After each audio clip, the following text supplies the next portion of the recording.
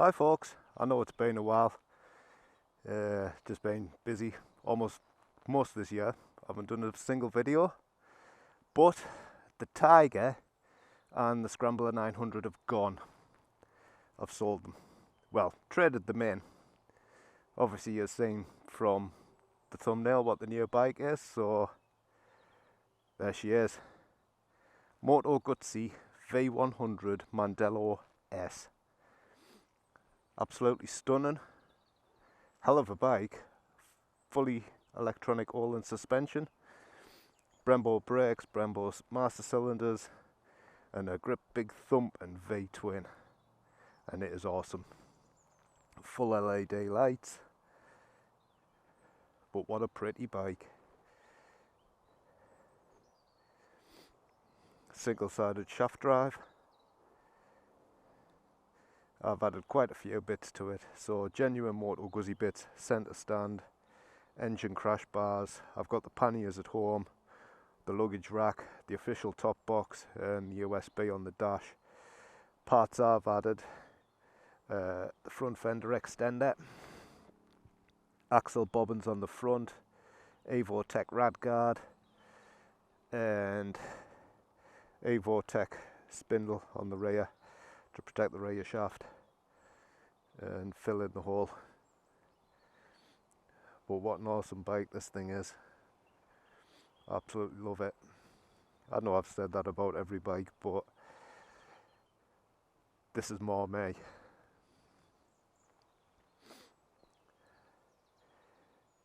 I wanted a shaft drive bike, but there's not much really when you look about. Triumph, you only have the big 1200 Tiger, and to be quite frankly honest, it was too big. Honda really is only the gold wing.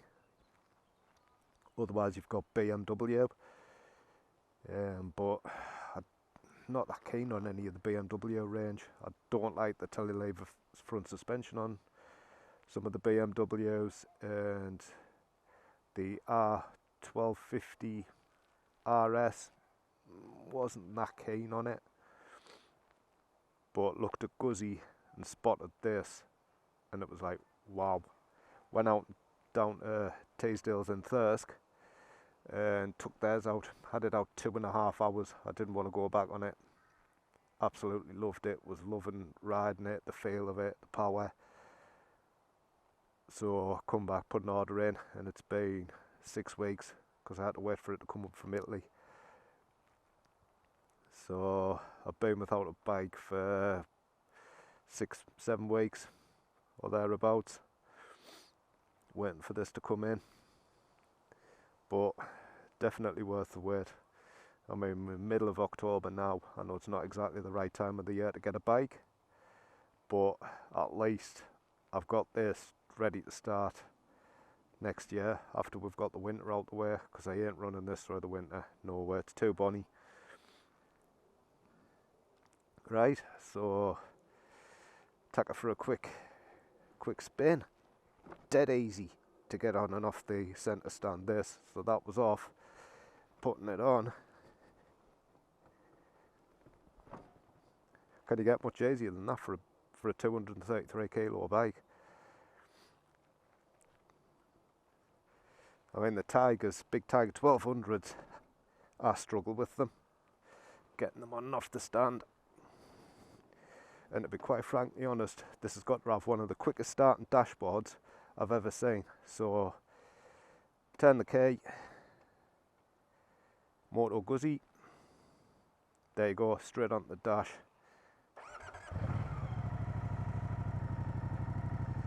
Yeah, I've got my phone done up through it. So, electronic screen, as we all know. I'm sure everybody's watched the reviews on them. Press the right hand button, you get your tyre pressure monitoring, and then you can go through your call, your music, voice control, then you get all your mileage and everything there. So it's only got 66 mile on this at the minute. Then you go your heated grips, so let's have some heated grips on. Back to your windshield regulation, so you got a clock, outside air temperature which is 17 degrees, heated grips, what mode you're in, your remaining fuel range, rev counter, fuel gauge up there, engine water temperature gauge, your gear. That just tells you gear selection. So you've got some little symbols here.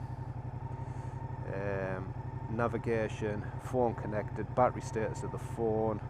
Can't remember what that one is, but this one at the top you think, oh, it's set for the suspension. It's not. It's to tell you whether your rider or your pillion headsets are connected to the bike. So button up here, you've got your Eagle DRL, or you can go to your headlights. Yeah, I'll leave it on the DRL.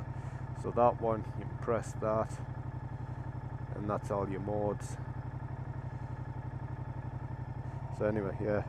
So if you put it in rain mode, your wings come out and they're out all the time. And despite what people say, they do make a difference.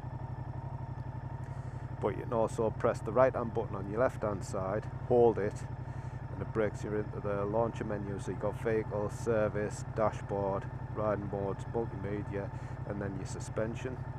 Your suspension, you can go into the automatic and the manual and set them all up for front firmness, rear firmness, brake support. So that's both the automatic ones. The manual ones, you can set your front compression, your front rebound, your rear compression, and your rear rebound. I'm not messing about with that. I need to learn more about that. But yeah, it's quite a machine. So it does bang a bit into gear. I have heard that they do get better the more they wear in. But slow speed on this is amazing. Right, bring the speed right down there, 0. It's not even picking up any speed on the dash. And you can get it going. But let's go. And it does sound good, I must admit. Get that screen back up.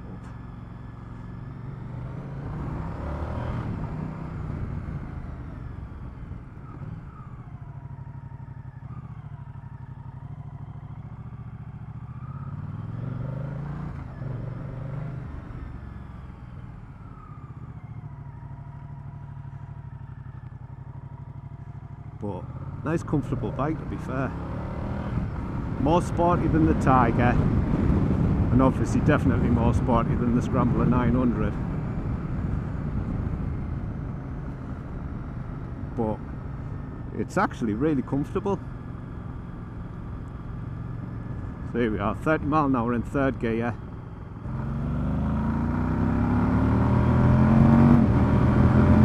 There's 60. And the quick shifter works brill. You've just got to have the revs on.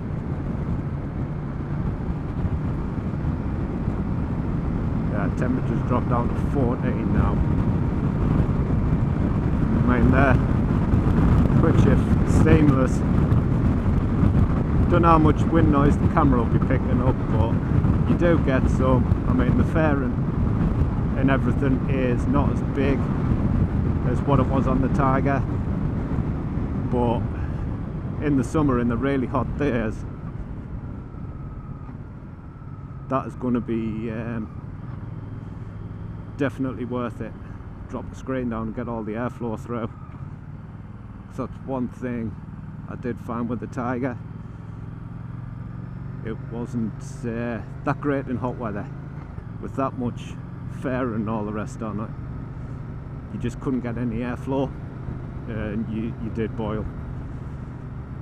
Well, like I said, the Tiger was a fantastic bike, but I just wanted something different. The adventure bike thing's not really me. Although I did do 6,000 miles in a year on it, but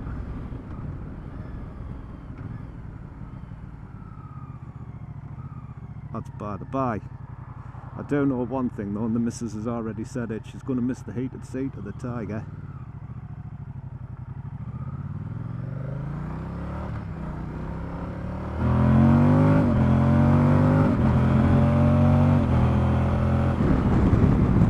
stick shift is mint.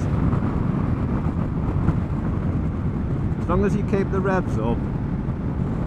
You can't use it between first and second. Even Mandello told me that. He said it'll just bang the hell out the gearbox and you'll damage the gearbox. Because it is taken from the Aprilia. So he said it's more used to, it's set for more like a racy type of thing. So as long as you've got the revs up and you're hammering it, it'll shift smooth. As long as they're above 3,500 revs. But first and second, don't use it between that. Which, to be fair, I can understand. It's a big V-twin. It's got quite a bit of torque and the shaft drive. So you want already that speed up to make seamless shifts. I thought I would come out, do a quick video, and at least it's something else I've posted up before Christmas. Because I was having a look at what I've posted and I was like, damn, I haven't posted anything for a long time. So yeah, this will be getting featured more next year. See ride outs on it and that, because I didn't really do many ride outs this year. Weather didn't exactly help, so I'm hoping for a better summer this year, because it just seemed to be every day off I had, it rained. And the few decent days I had stuff to do on the house, so it was like, damn it, I need to get this done on the house. So that got priority, and the bike was left in the garage. So, and then obviously your next day off it does now put rain, which is typical. But yeah, aero out, and they do make a difference. It takes the cold off the top of your thighs. So I mean, I know people have said, oh, it doesn't make any difference, it's a bit of a gimmick, but it does make a difference.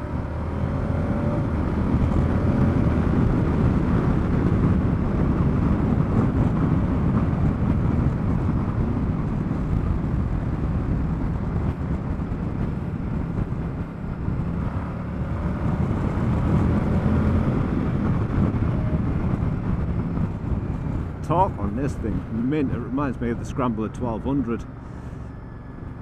I mean, that's the thing, this bike to me is a bit of a mix between a lot of old bikes from my past. First bike I ever went pillion on was a Honda CX500. Well, that was V-twin with a shaft drive.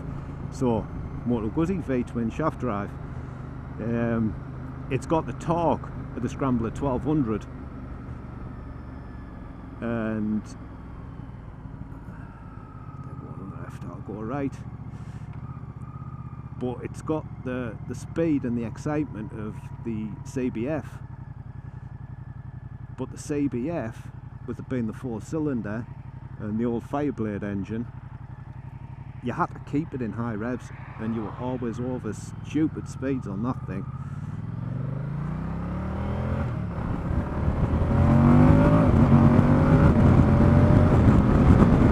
Woohoo! Oh, this bike's mint. Yeah, so it is actually, to me, a combination of a lot of different bikes from my past. But it is beautiful when you look at it. It's a bike you look back at in the garage. The only thing I would say, if you've got long legs, you might struggle with this bike. I'm 5'9" with a 29-inch inseam, and I can get my hand between the headers, the cylinders, and my knees. So if you've got long thighs, you really need to have a check on this bike, see whether it would fit you. It's got cruise control as well. It's fully laden, this.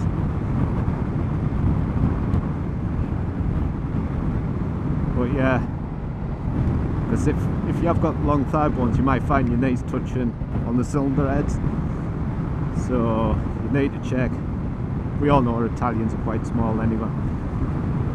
My wife will kill us for saying that, because her family's originally Italian, so her heritage is Italian. But yeah, that's my first look on the new motor in the garage. like I said, Scrambler 900's gone. That had only done 40 odd mile in the past year. So the wife said, she said, look, she said, I've got too much other stuff on my mind. I'm not interested in riding at the minute. She said, just trade it in. If I wanted the Guzzi, she was quite happy to do that. So that's what we've done. But she'll happily jump on the back of this. She liked being on the back of the Tiger as well. She found it really comfortable. So when I get her out on this, I can do a report and report what the pillion comfort's like. But already been looking at this, the top box sits a bit further back, so it's not going to be digging into her back. The foot pegs are actually wider than what they were on the Tiger, so she should find that more comfortable on her feet. And to be fair, I can adjust all the suspension up to suit both of us.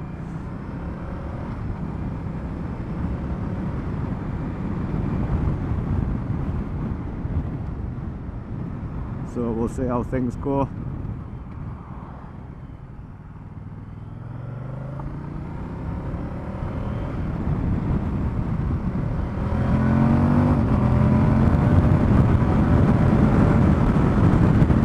God, this thing feels like it's a train.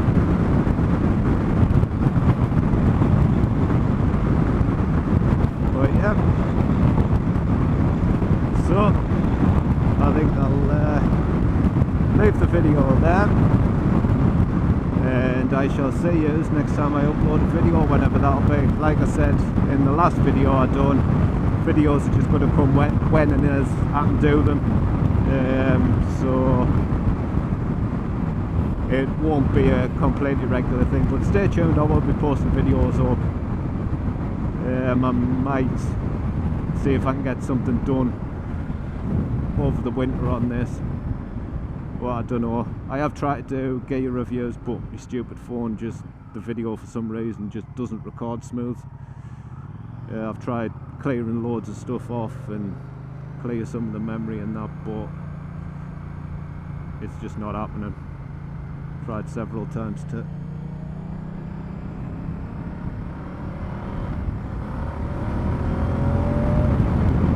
do a video, and it gets a few 20-30 seconds or something like that, and just stutters.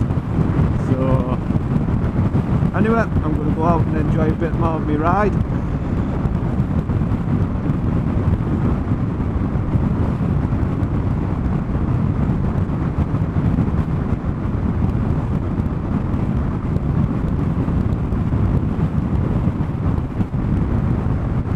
And I shall see you later. So catch you later, folks. Bye.